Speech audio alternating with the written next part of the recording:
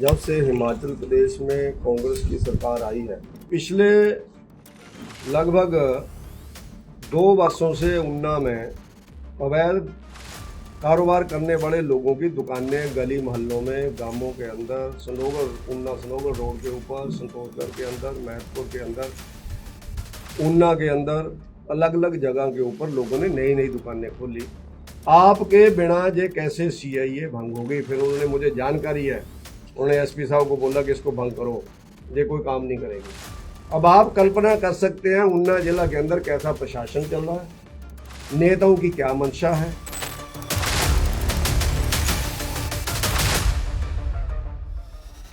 ये आरोप नहीं, हिमाचल में कांग्रेस कुशासन की सच्चाई है, जिसका सबूत है सोलन जिले के दून क्षेत्र में कांग्रेस विधायक रामकुमार चौधरी पर अवैध खनन और सरकारी जमीन पर कब्जा करने का आरोप। यकीन ना हो तो इस खबर को देखिए। माफिया के खिलाफ कार्रवाई करने के लिए बनी CIA यानी कि crime investigation agency team Una को ही भंग कर दिया गया। जी हाँ, ये वही CIA टीम है जो ऊना में नशा, जुआ, खनन और संगठित अपराधों पर नकेल कसती थी, लेकिन अब मुख्यमंत्री के आदेश के बाद इसे भंग कर दिया गया है। CIA के यूनिट ने काम शुरू किया अवैध गतिविधियों में लोगों को जो लगे हुए उनको पकड़ने का। उसकी एक बहुत लंबी लिस्ट है पूरे जिला के अंदर। तो मेरे पास 1 जून से लेकर के 16 जून तक टोटल लिस्ट है। 14 जून को महतपुर में एक दुकान में दबिश देकर ऑनलाइन लॉटरी पर जुआ खेलते हुए 14 लोगों को गिरफ्तार किया गया, जिसमें 5 लाख रुपया उन्होंने वहाँ पर पकड़ा। और जो महतपुर के अंदर कारोबार हुआ, और सौभाग्य रहा कि उस दिन लोकल व्यक्ति भी पकड़ा गया, जो कांग्रेस पार्टी की ओर से 19 जून 2023 को और फिशरमैन रिलीफ कमेटी के सीरियल नंबर 7 के ऊपर सुनील कुमार सन ऑफ जोगिंदर सिंह चटगढ़, उनको मेंबर बनाया गया।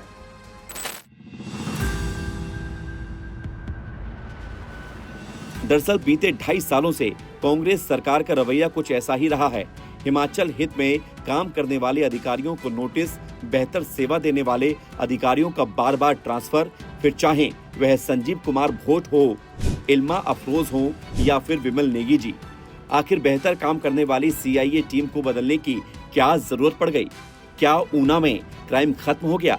क्या आप 2 नंबर वालों को सिग्नल दे रहे हैं कि अगर कोई आप पर हाथ उठाएगा तो हम उसे छोड़ेंगे नहीं?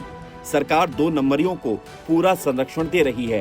राजनीतिक संरक्षण के चलते ऊना में अवैध कारोबार का वर्चस्व काफी बढ़ गया है। सुक्खू जी जिस दिन ऊना में आए थे, उन्होंने ऊना में, हमारे माननीय विधायक जी भी साथ हैं, उन्होंने ऊना में ये कहा, माफिया कोई भी हो, किसी भी दल का हो, माफ नहीं किया जाएगा। पुलिस व प्रशासन को दिया खुला हाथ, कड़ी कार्रवाई हो। मैं सुक्खू जी को बोलता हूँ कि ये हाथी के दांत दिखाने के और खाने के और क्या ये दर्शाता नहीं है? अब आप जरा क्रोनोलॉजी को समझिए।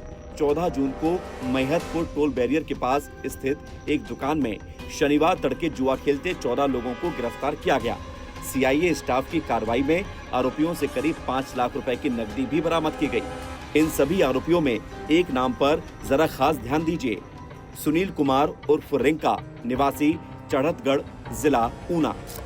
दरअसल ये आरोपी इसलिए खास है क्योंकि ये कांग्रेस पार्टी का कार्यकर्ता और 2023 Himachal Pradesh fisherman relief funds committee में प्रदेश स्तरीय सदस्य भी नियुक्त था। मैं कांग्रेस से पूछना चाहता हूं कि क्या सुक्खू जी, कि इस आदमी का नाम किसने दिया था आपको कमेटी में डालने के लिए? ये तो पूरा परिवार ही सट्टाबाज है, पूरा परिवार।